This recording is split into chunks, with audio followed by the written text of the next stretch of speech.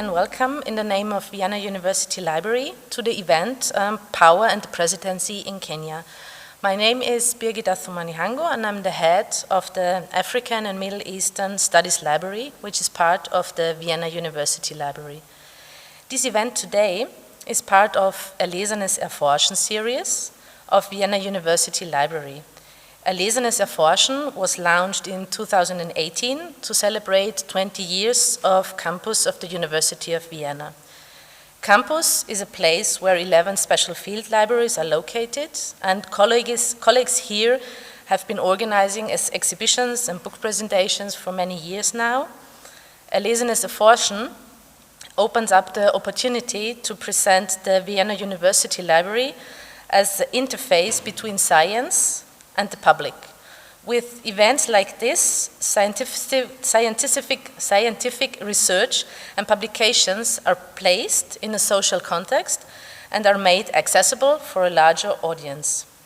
I would like to thank the team Public Relations of the Vienna University Library for making this event possible. Thanks a lot for working so hard on Erlesenes Erforschen.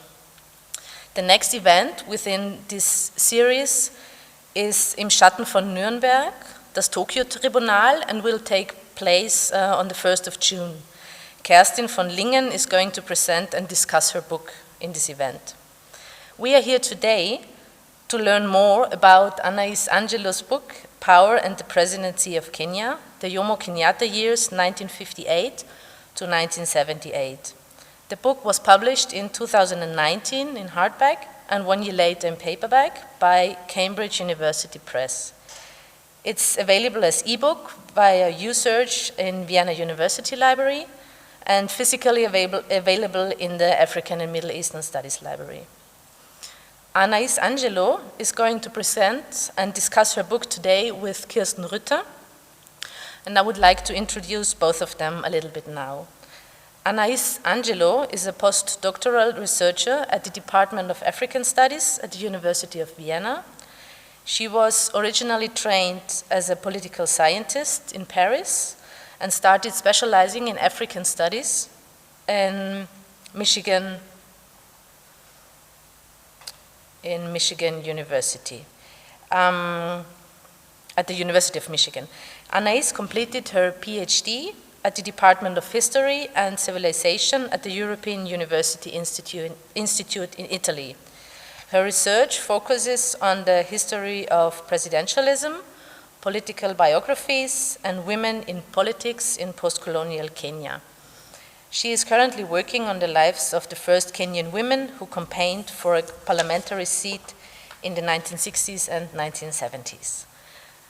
She is discussing with Kirsten Rütter, who is Professor of African History and Societies at the Department of African Studies at the University of Vienna.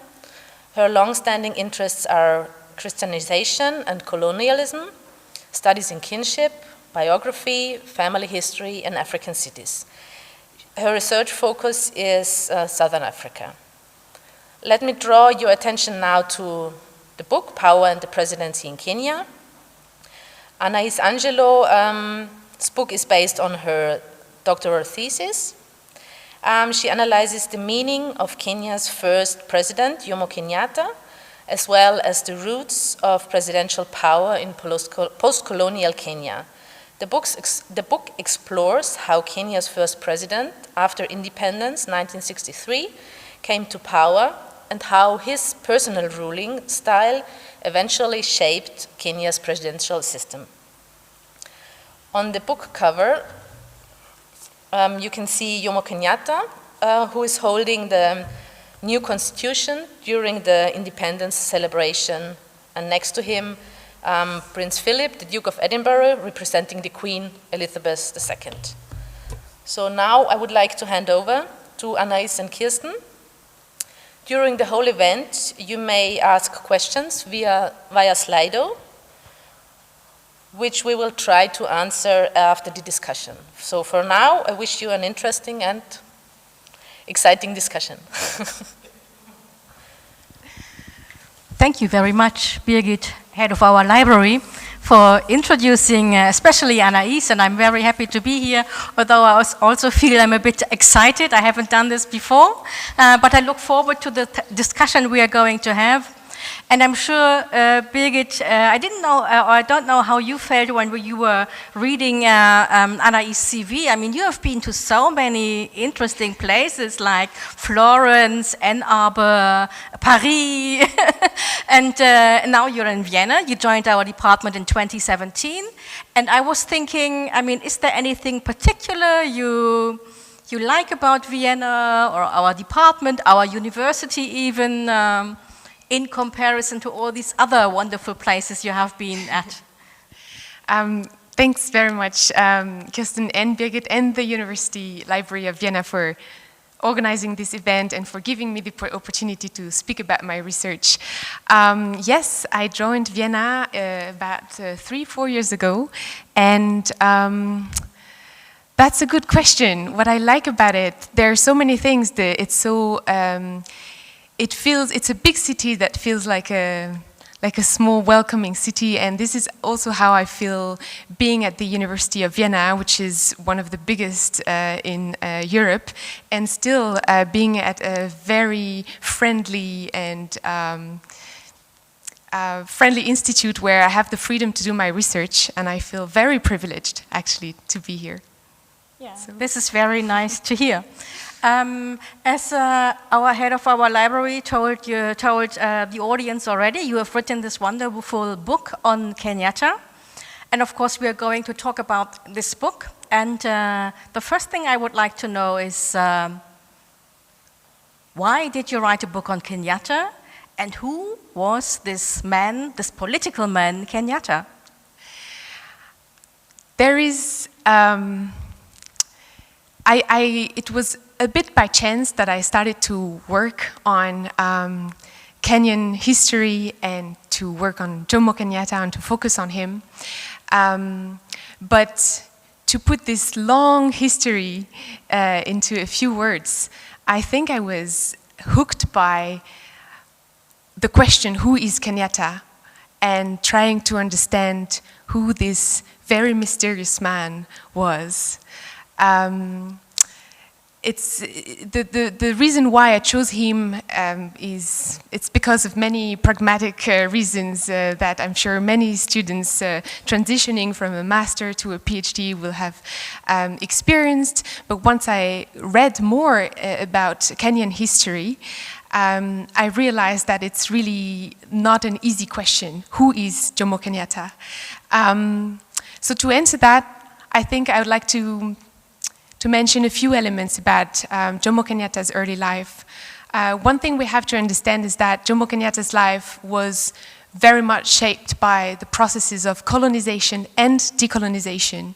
So if I have to pick 3 events that can make this life and this identity perhaps more meaningful, I would say that first of all, Jomo Kenyatta was born at the end of the 19th century, around 1895, and this was a time colonization in Kenya was intensifying.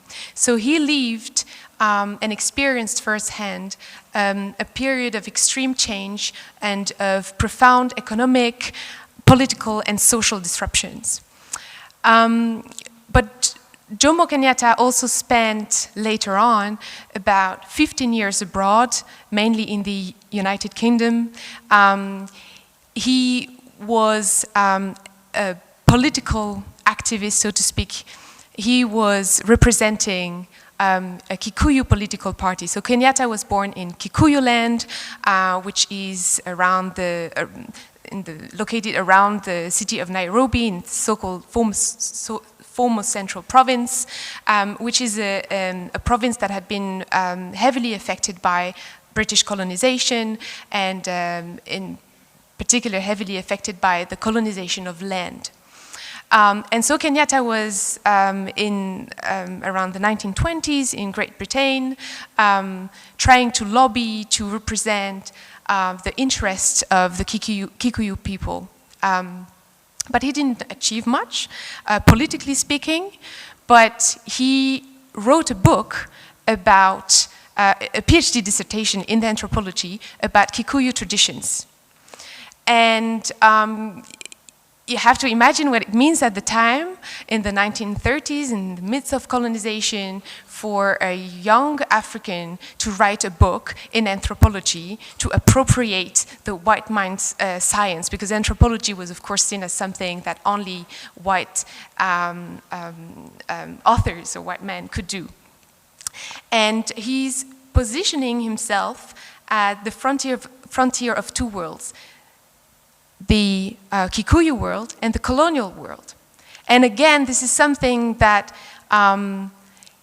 we can also better understand if we understand when he was born, at a time of extreme transition. And he's in the 1930s, he's really picturing himself as the man of two worlds. And he knows very well, of course, the colonial metropolis, London, at the time.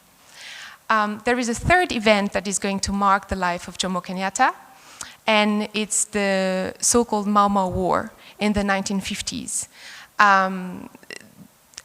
At the time, there is a part of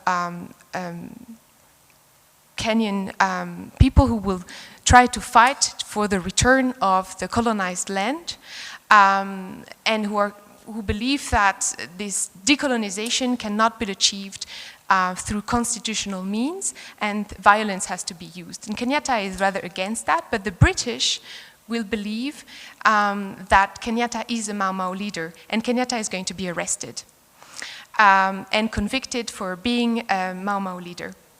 And so when I was a student, that's basically what I knew about Kenyatta, that he was born in a time of extreme change, that he has been 15 years away in London, and that he has been arrested as a Mau Mau leader, and he would spend 7 years in detention.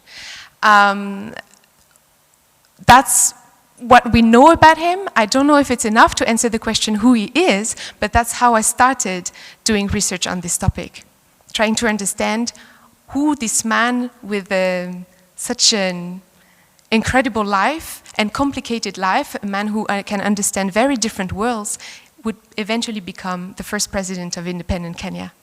Yeah, I think this explains quite well why Kenyatta, because of course you could have chosen so many others. I remember from reading your book that you said to understand Kenyatta, it helps to have an understanding or a grasp of his notions of family and individuality. And I mean, that should be stressed, and it cannot be stressed often enough. Your aim was not to write a biography of the private Kenyatta, because I mean, there's a lot of biographical writing at the moment, and people buy books because they want to get at the real Kenyatta. But your interest really was in trying to get an idea of the political man, and you said that to understand the political man who Kenyatta was, it makes sense to get an idea of what individuality and family meant to him. Yes, I started my research with this question: who is Kenyatta, and does this question, can it help us to understand what kind of president he was? So that's what I try to understand, what he was thinking and how he would be politically thinking, and what were his political ideas. The problem is that there is not so many documents about Kenyatta himself. So his private papers disappeared, and he's not someone who would write a lot. He wrote this book, Facing Mount Kenya, which is a great source to explore his ideas, but there is not so much. Still, I wanted to try to see if I could a little bit break this mystery, and reading his book, Facing Mount Kenya, and also he has worked beforehand as a journalist, so there were a few articles that I could find about him when he was writing in the 30s. What really became clear to me is, and I hope I have demonstrated that well in the book, is that Kenyatta is not the type of he doesn't have such a big political ideology. He's not a nationalist. This is the idea that we can perhaps have of a politician at the time of decolonization, as the first president, as someone who having really big ideas about the nation. He didn't have that. His idea is focused on the family. That is to say, the people he can trust. But I have to say that we understand these ideas and why he never really imagined a new nation or a new post-colonial or independent society, and rather focused on this very the smallest version of the family, or the smallest version of the political family, as a political resource. It's also because he didn't have time as a political leader to very much develop a strong political network. So the family becomes important to him, not only as an abstract idea, but also because he knows that he doesn't have a lot of political allies during the decolonization process. And he knows that he's a rather isolated political player. As I said, he's going to be arrested in 1952 on the eve of, the beginning of the Mau Mau War, and he's going to spend 7 years in detention. He's very isolated. He's not less aware of what's going on in the country, but he's isolated. And so what I wanted to understand in this book is, how does he manage to do this political comeback? And what kind of ideas he mobilizes to assert his leadership and authority over a new country. That is something which you put across in your book in a very strong fashion, that he, in a way, is not a fixed and a finished politician who comes with a ready program or ideology. And it's interesting that now you mention, or you dub him as Kenyatta the mystery. I think in the book I came across Kenyatta the myth very often, and you said that especially on his release from prison, he was not yet a nationalist a leader, he was an emerging leader. That was something which I found very important, because very often when we think of writing history, we think of this is the way things happened. And you make a very strong point of, well, a very strong point of the fact that things do not happen because they are there already, but because processes are emerging, people are emerging, they do not have a fixed ideology. And in that regard, or in that context, talking about Kenyatta the myth, I was wondering, Kenya becoming a nation at that point, in which way did Kenya depend on the myth, and which kind of myth, which was the particular myth which Kenya came to depend upon? That was also what hooked me in this topic, because the question is not only who is Kenyatta, but why did Kenyatta become the president? And why did he become a president at all? Why was there a presidential system that was, why did Kenya become a presidential republic? And I think that one way to answer that question about Kenyatta, why him, is to really understand that he, first of all, he's very old by the time Kenya became independent, so in 1963. He's about 70 years old. And he has this experience of colonization and decolonization.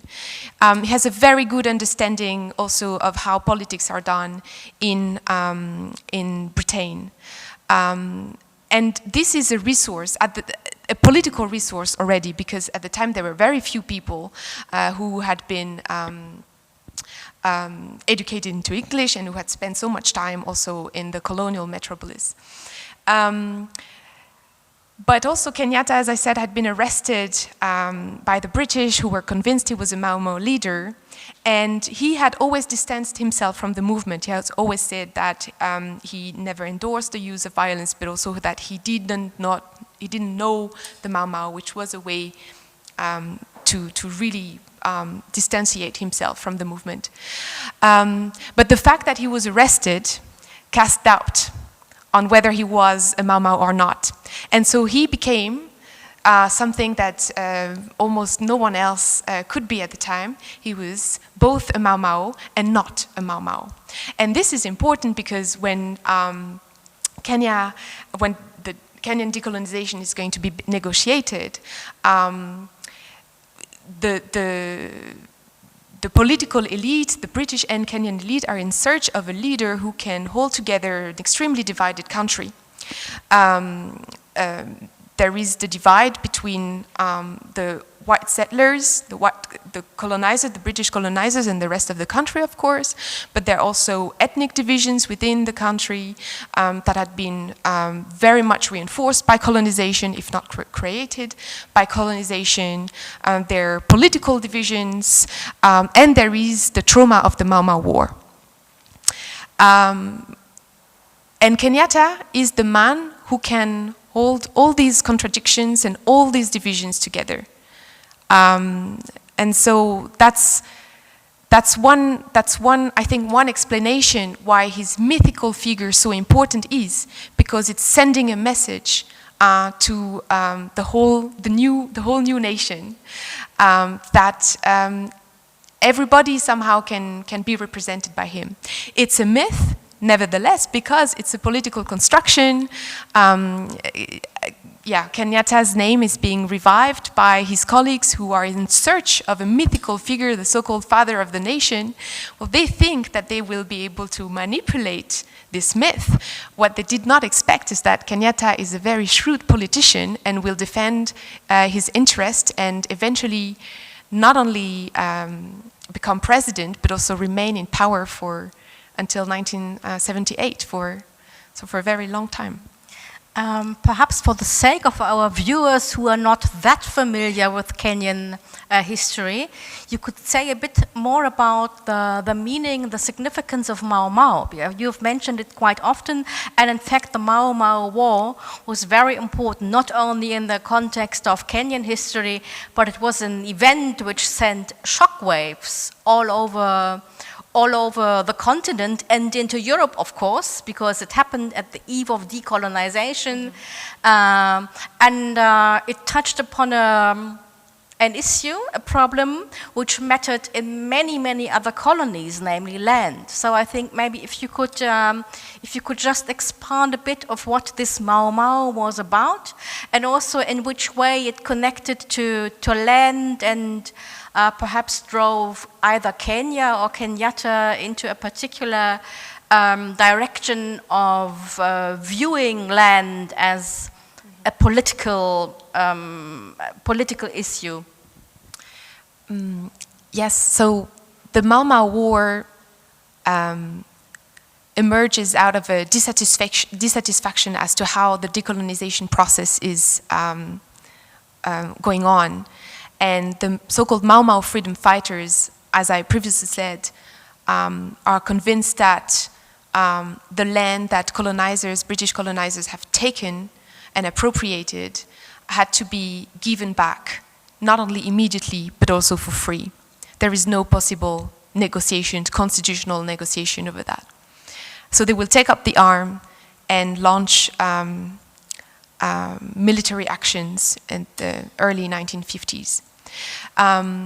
The Mau Mau War is so important because it was very, very, very brutally crushed by the British colonizers in a counter-insurgency war. The British became completely paranoid about the Mau Mau insurrections and considered virtually that any Kikuyu was a potential freedom fighter. So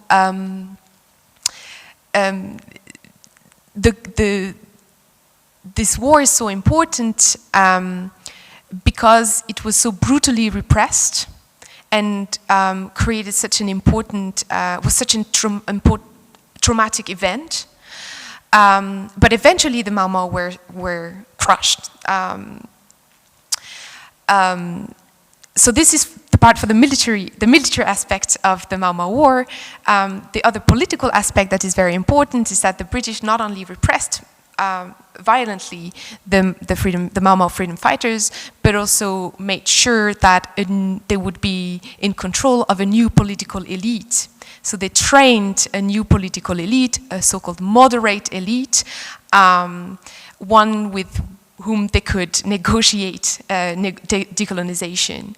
So parallel to this extremely brutal war, there is the making of a new, younger political generation who will eventually become come to power after independence. Why? I hope this answer your question about the context. The event is so important because it's also extremely traumatic for the British. They are convinced, to come back to Kenyatta, they're really convinced that Kenyatta is the Mau Mau leader, the head of the movement. So after independence, or rather when decolonization is going to be negotiated, it will be quite difficult for the British to change their view and realize that actually Kenyatta could be their man, and that could be the man that they wouldn't be able to do without. Yeah, and then you're writing in your book, I mean, this war was also about land, because of course land alienation was the critical dimension represented a critical dimension of the colonization process. So people, fighters, were actually trying to get their land back, and that is something which mattered in many other colonies, especially in the settler colonies as well. And the point you make in the book is that I mean, one could imagine that people, the emerging president wants to give back the land to the people because that would be the place where they can enter farming, where they can produce food and whatever. But the point you are making is that for Kenyatta, land remained a political token in his hand.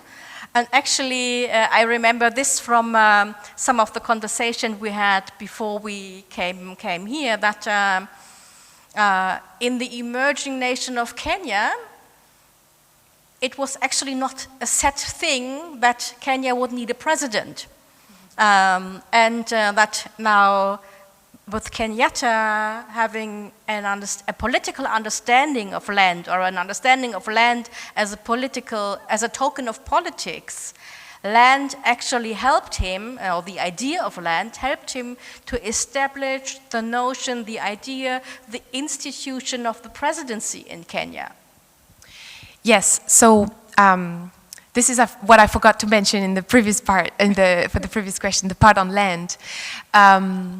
Before colonization, land is an important economic, political, but also social resource. And the three are connected. So those who own land are entitled to certain political positions or political roles, or entitled to authority. And they're also, for example, they can marry. So there are lots of social institutions that are connected to land. With colonization, of course, everything is disrupted, and land become a scarce resource and an even more important resource to live, because Kenya is mostly an agricultural economy. With decolonization, the question is, of course, how do Kenyans are going to get back their land? And there are those so-called radicals, to use the colonial vocabulary. The radicals are those who want to get land for free. Land should be given back. That's the Mau Mau to say it very quickly, the Mau Mau movement. And there are the moderates, those who say, no, we're going to negotiate the decolonization of land very constitutionally. And the moderate also buy into a system that is in which land is going to be bought. So there is this idea of willing buyer, willing seller. We're going to buy the land from the British. Of course, one needs financial funds financial resources to buy land. And so land becomes, the political aspect of land is even more important during the colonization process. Kenyatta understands that very well. He understands very well the political issues connected to land, the economic issues, but also the social values of land. Again, because he's a man who has experienced these colonial disruptions and the making of a new nation firsthand. What I try to show in the book is indeed why the looking at the land, decolonization and redistribution help us to understand the way the presidential system was created, because Kenyatta knows that as I said, he's an isolated player, and he knows he has more enemies than friends. And even in his book, Facing Mount Kenya, which he wrote in Great Britain, he thanks his enemies, and he always says that we have to keep one's enemies closer than our friends. And upon independence, because the country is so divided and the political elite is so divided, Kenyatta is going to use land to reward his enemies and to make sure that he's in control of these divisions.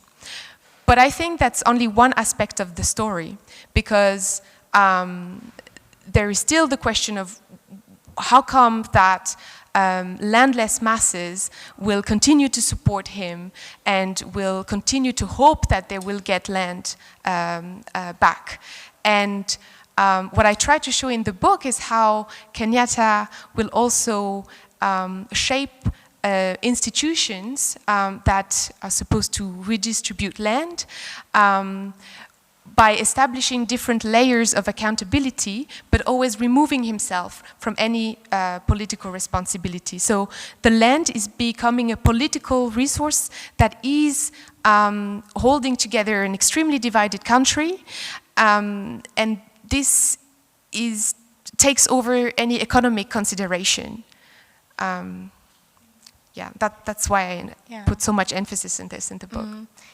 Thank you very much. And I think what I just realized is that, I mean, the history of Kenya is something which is very, very complex, and it's really a very good occasion that within the format of this this event we are having the possibility of talking about, actually, of doing research and of presenting research results. Now, the good thing is that we can also talk about reading, the reading, and not only about the emerging nation, the emergent president, but also about you as the author and an emerging book. Because, I mean, to turn a thesis into a book is something which doesn't happen on the previewable path. One thing perhaps before we go into the myth and the mysteries of turning a thesis into a book is that we could take a look at the cover, because I mean this is actually a series. It's about a real book we can read, and people can take it into their hands when they go into the library, and this is one of the very haptic and important, I think, experiences we as researchers enjoy very much in our field. And then before we open a book, of course, we take a look at the cover. And there are often amazing stories behind the mysteries, how a photograph made it onto the cover of a book. So I wanted to ask you, how did you choose that photograph, and how did this photo make it onto the cover of your book? I don't know if my story is so mysterious, because I didn't have so much influence on the choice. I was giving a range of possibilities between different pictures online, and which I imagine Cambridge University Press wouldn't have to buy the rights. But I chose this photo in particular. I hesitated between a picture of Kenyatta with his ministers, but I thought we have really to know who is who for this picture to make sense. So I chose this one instead. Kenyatta is lifting the Constitution, and what I liked about it is that I read in the archives the minutes of the independence negotiations, and he didn't say much during these negotiations. They were very long, very boring. He didn't like this type of bureaucratic discussions and very, very, very technical discussions. So he kept his input to a minimum. I'm sure that he had more influence outside the discussion. So I like that because I knew his role was not so much in the technicalities of the constitutions. At the same time, for me, it was important to have the constitution on the cover, because in this constitution, the power of the president are being established, and it says that the president has the power to appoint ministers and to do any other thing, and which is quite incredible if you think about it, that the constitution says the president has the power to do anything. And as I was doing research and I read that part, that's one reading that influenced me and the rest of my research, for the rest of my PhD in this case. So I was happy that somehow I could have that on the cover as well. Yeah, it's interesting to hear that. And very often, I mean, the cover is something one decides about only towards the very end of a publication. And perhaps, I mean, it's even more important not just to take a look at the photograph, but at the name of the author, which is your name, Anaïs Angelo. And as this is your first book, I wanted to ask you, I mean, how did it feel to read your book, your name on this book cover? The lapsus says everything, because I was very happy to read my name, but I must say I was relieved that I didn't have to read the book anymore, because I've read it so many times during doing my research for the PhD, proofreading the manuscripts, submitting the manuscript and editing the manuscripts.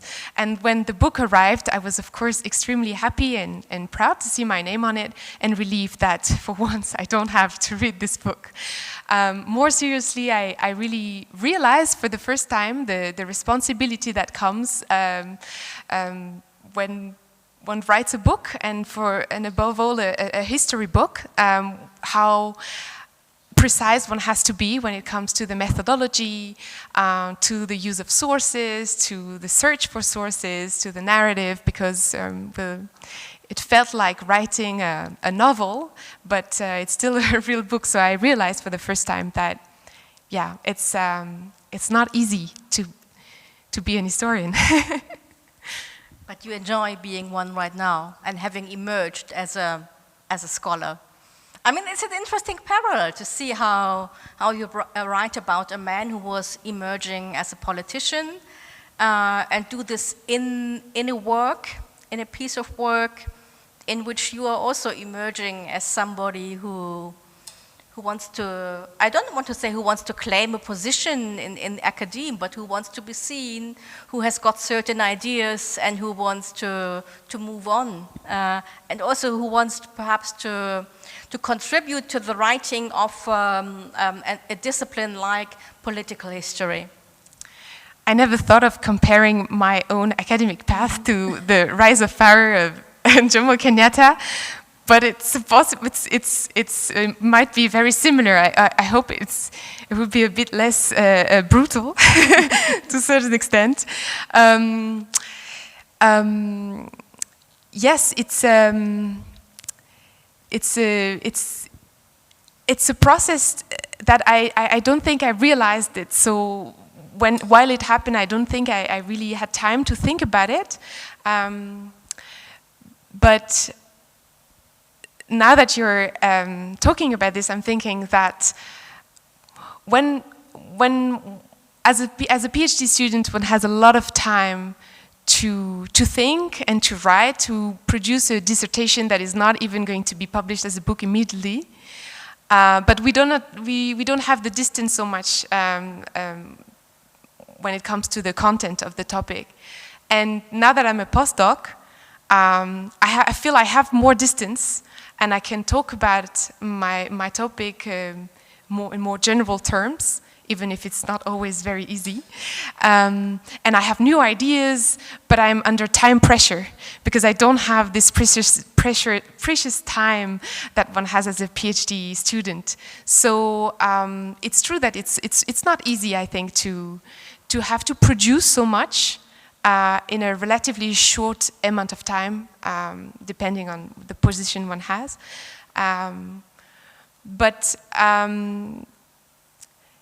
Yeah, I think it's very much a process, and I see it as a process of acquiring knowledge and discussing knowledge also with other scholars, and that's what I enjoyed very much, more than the competition that comes with the academic world, but that leaves space for freedom and exchange, I think.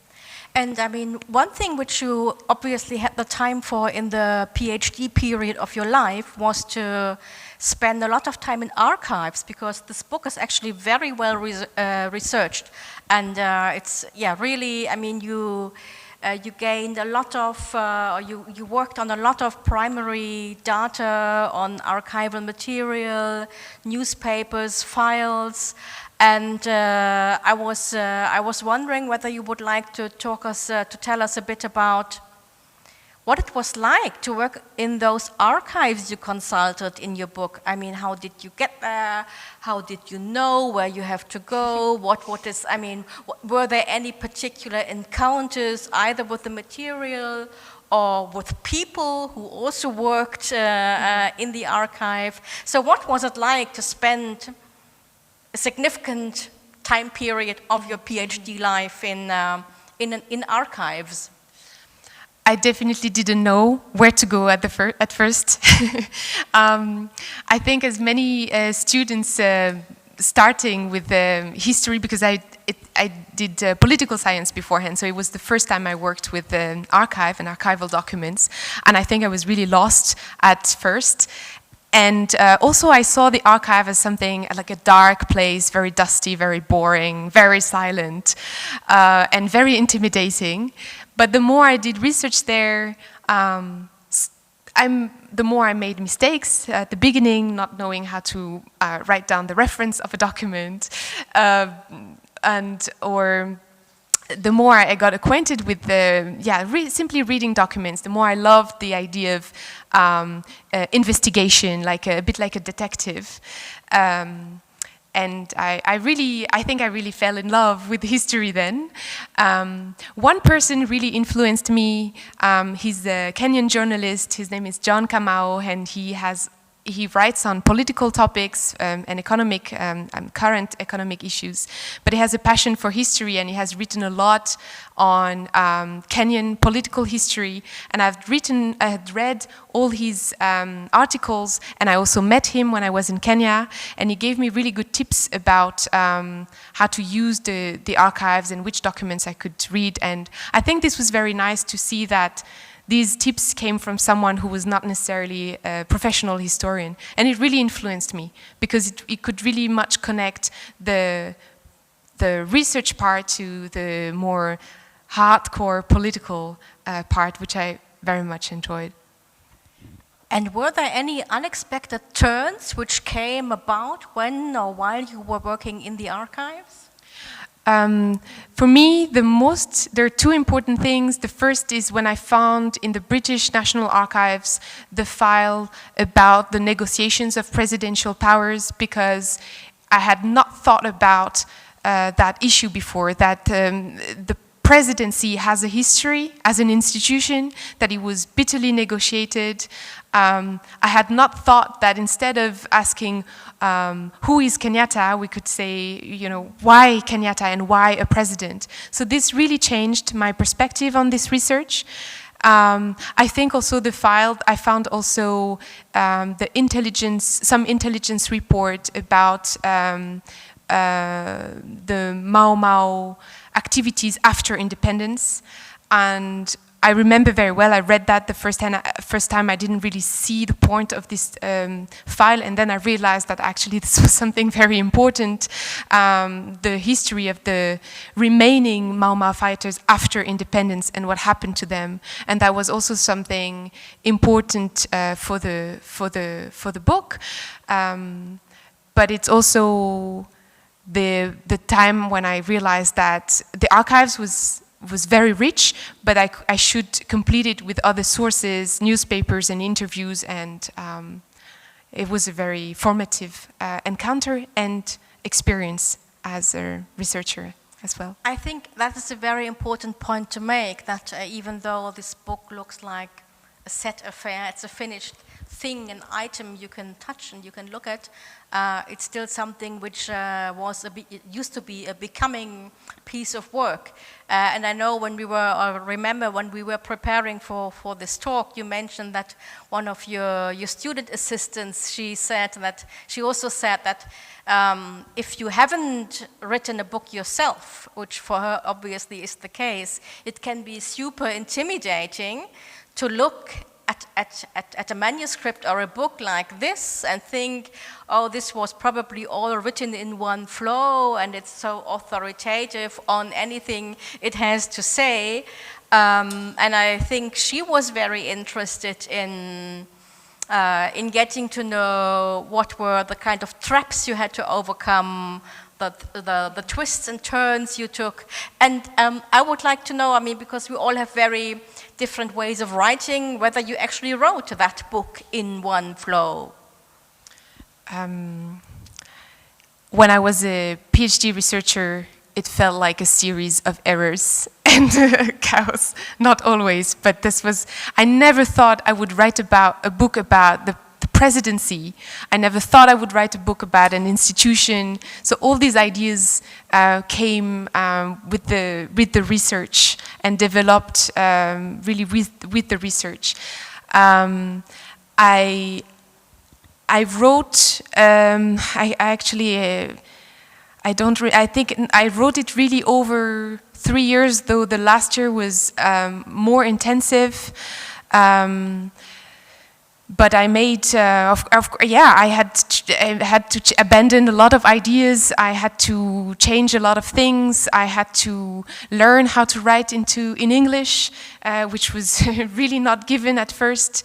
I had to learn how to write history, how to reference an archival document, and it's not just a footnote, how to put documents together and all this. It's a learning process, and even today when I look at the book, I think I would still write it differently. And yeah, I think it's a process, it's a learning process, and so if some aspects are missing, I'm still proud of it, because I know it's difficult for anyone who does research and who writes a book. And now that you mentioned that it was the writing itself was a kind of learning process, would you say that there is anything either we or others can learn from reading that book, perhaps apart from details about Kenyatta and Kenyan history? I mean, is there anything possible potential readers can gain from learning something about writing or engaging with African history, or the way African history is connected to political history, contemporary history, and where does the learning take place, and what can people, or what do you think readers can actually learn from engaging with that book? I hope that someone who is interested in African politics, in contemporary African politics, and perhaps also doing political science, will enjoy reading this book, even if it's a history book, because there's still a lot, there can be, I imagine, a lot of connections between, well, I'm still convinced one cannot understand presidential powers without this historical perspective. So I would hope for more interdisciplinary research. I hope that it's pleasant to read, because I really enjoyed writing it as, really, as I said, as an investigation or as a detective, people calculating and making political strategies. And I hope that, that people can be hooked by the story, even if sometimes I can imagine that it's very detailed. And I hope that people can see that we can do a biography of an institution, and that a biography is not necessarily just about a person, but that we have to understand where institutions come from, and biography can also help. There is no institution without people and politicians, and there's no politicians without institutions. That's why I try to show, and I hope that this idea can attract new readers. So perhaps one last question before we turn to the questions of those who are viewing the event tonight is, I mean, writing a book also means that you think of possible readers. Would there be a kind of perfect reader from your perspective, an imagined reader? To be completely honest, I don't think I had so much time to think about this for this book, because it's based on the PhD dissertation. So my immediate objective 8 years ago was to write this dissertation for the professors. And now it's questions that I think about for my future projects. But I hope that Kenyan readers will be able to access it, and will find something new, or will find something they can further explore and also appropriate this part of history. I think it's easier when one knows the Kenyan context more, but hopefully it's not a requirement. But I think I didn't have the time and the experience and the distance to really think about the audience so much, and to adapt my writing style in depending on the audience I want to reach. But if we can reach a large audience in Kenya, I think it will already be extremely rewarding for me. Yeah, this is very, very interesting to hear, because I mean, this is what books are also in the end. They are pieces of, or media of communication, and you can actually use them for engaging with a variety of audiences and readerships. And it's something which I think when one is writing a PhD, one doesn't have on one's mind, and perhaps this is good because there are reviewers, and they will mark your thesis as good or very good or excellent, but there is also a possibility perhaps in books which are still to come to develop that quality of books as a tool of communication even more. Talking about communication, I see that Birgit, our head of the library, has come to the fore, which probably means that there are questions from the audience. Yes, there are. Okay. I would just read it, and maybe we find an answer to it. The first one is how do Kenyatta's perspectives mesh in a field of decolonial studies that tends to favor non-elite perspectives? How do Kenyatta's perspectives mesh in a field of decolonial studies? Yeah. I hope I understand the question correctly. There has been a long, I think the study of elites in political history, in African political history, has been discredited over the years for many different reasons, but and it's coming back again. For the last 10 years, I think, historians have started to explore a bit more political elite, and in particular presidents, although there are still not a lot of research done on African presidents from a historical perspective. I think what I would say then for Kenyatta is that what I tried to show at least is that he has a very refined political intelligence. He has a very refined understanding of Kenyan political, of the Kenyan elite, of Kenyan politics, and thereby had more agency over events than we think. I think there is the tendency to picture African presidents in a very stereotypical way as either completely dependent from the previous colonial powers or as people who only want to enjoy power, and that we forget a bit that these are still extremely shrewd politicians. So Kenyatta had a particular set of ideas, in particular this view of this understanding of himself, I think, as an isolated leader, their understanding of divisions, and their understanding also of what to him land was and what family was, and he acted in accordance with his ideas. And I think if we look at this way, we can understand African presidential powers, Kenyan presidential powers, in a more nuanced way. Mm-hmm. Thank you. There's another one. Can you say something about Kenyatta the traditionalist, as in Facing Mount Kenya, and Kenyatta the modernist?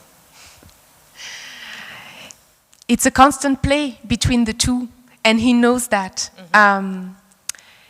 He knows that traditions are evolving because of colonization, but also within Kikuyu tradition, so to speak, mm-hmm. and he will adapt the tradition to fit his interests, so to speak. So,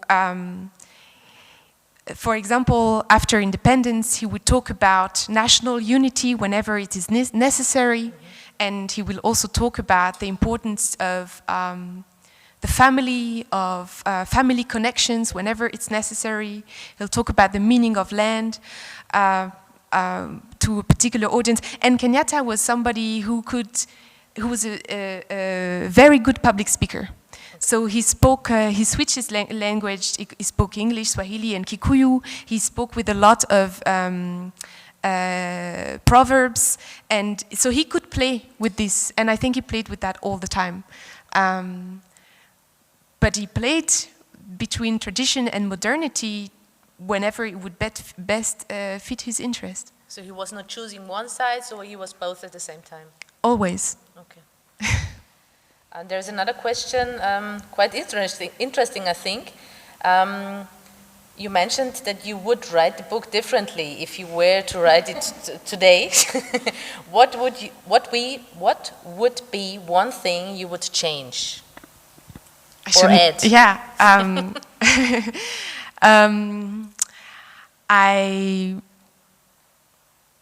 I think I would. One thing I would change is that I never. I don't talk about women at all in the book, and I still think it's difficult. I didn't find a lot of sources, but perhaps I would try a little bit harder to find sources about women in connection to Kenyatta. Well, it's also my current postdoctoral topic, so that's why I mentioned it. Yeah. but I think I will talk about what is not in the book with more confidence. I think it's something we learn afterwards, after the PhD. I don't think we can talk about everything in a book, but we can talk about what is not in it and why. And I think I would then like to explain that better. Yeah, that's what I would change. Okay. Not to be afraid of what is not in the book, but address it.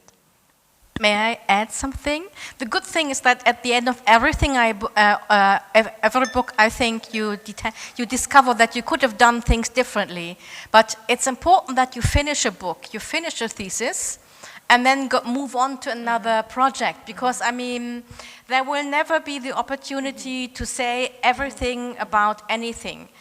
So the important thing is to decide upon the line and say, well, I have to live with the fact that I do not write about women, for instance, but this is the reason why in my next project I will focus on them, because only because I've written a book on men doesn't mean that I'm completely useless when it comes to understanding the history of women or women's involvement in politics. Mm-hmm. Yeah, exactly. That's a good point. Yeah. Mm-hmm. There are no more questions here for the moment, so. But that's very. I thank the audience for these questions. Still very nice because we're really without any public now, except a wonderful technical team. So, I found one of the questions very interesting when you were asked about Kenyatta being the traditionalist or the modernist.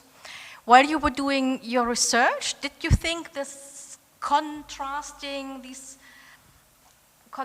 ways of understanding him are actually a good way of approaching the political man? Because you argue that in the end he's both.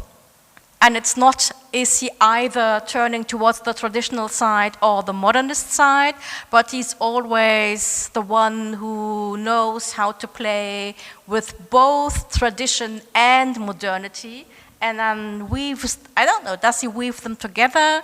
In our academic field, it's quite important. An issue of contention, whether to think in terms of a kind of a polar spectrum where there's old and new, tradition and modernity. If you turn to the history of colonialism, colonial and decolonial, anti-colonial, civilized and developed. I mean, the European way of understanding power and also the history of those to whom power happens is cast or is framed in these dichotomies. And the way I understand our discipline is not just to engage with those who are at the receiving end of power very often, to which you put a kind of nuanced way or a nuanced like level or a surface and say, hey, we actually don't know what power is about and let's have a closer look at it. But we also have to engage with these dichotomous ways which are a product of modernity itself. I mean, it has not always been the case, and the logic of the day to understand the world as like cast up or carved up into opposing categories. This was a long question. Yeah, I think for me the question is not so much what Kenyatta, to go back to Kenyatta, what these categories meant to him, but why he was playing with it. I somehow tried not to have to explain what is traditional, what is modern, but what does he want to do with that? And I think, but because you mentioned that these categories are everywhere in our discipline, and of course they are because of colonial history. But it's always the same question: why do we need to use them, and for which purposes, and where do we want to go with that? And I have the impression, though, that with Kenyatta or in Kenyan politics in general, this is not so much a contradiction. You can play with these categories depending on how you want to defend your interests. And I think Kenyatta was a traditionalist to a certain extent, and he was a modernist. It depended also to which audience he was speaking to. I remember that reading the autobiography, the memoirs of the British High Commissioner, so the ambassador, who was in charge at the time Kenyan independence was being negotiated, that he wrote about Kenyatta that he was so surprised that Kenyatta would drink Coca-Cola. And Kenyatta laughed, but it's just a sign that for Kenyatta it was a way of, so it was not just saying about modernity, but it's always saying, well, I'm not afraid of the neoliberal world, and I mean this is also there is also social and political language there with these categories, and it was to him it was important to be both all the time because he had to speak to a very diverse audience or divided audience, and so that's how I try to see these categories in their political context. Because there is no definition possible. What is tradition? What is modernity? And unless we then buy into a very colonial vocabulary, I think. Thank you, but there are no more questions. No, the audience is satisfied. Aha. Very nice. Yeah, I mean, as you can imagine, I am also very satisfied. It's really great, Anaïs, to have you here at our Department of African Studies and to be able to talk to a colleague of that caliber. And what I hope very much is that there is a future for your academic career, because what we also know is that it's not easy to move into and to achieve an academic career in our fields, but I really enjoy working with you. I enjoyed reading the book, and I mean, whenever we have the time, I enjoy talking with you about your current project, which is taking you into a completely new new area. Thank you so much to everybody. I'm also very, very happy I could have this opportunity to talk about the book, because I spent so much time thinking and writing it, and I also realized how much of a personal life goes into a book. So I'm even more grateful that you had the time, Kirsten, that Birgit, you also came here, that the team is here also to listen to a little bit to us talking about this book, and I'm very grateful for the questions, and I hope that the audience also enjoyed the discussion and that people will want to read the book, or at least part of it. And anybody who would like to continue this discussion with me is welcome to contact me also per email. I would be very happy to continue talking about this experience. Thank you very much. Thank you very much. Thank you. And goodbye to the audience at home.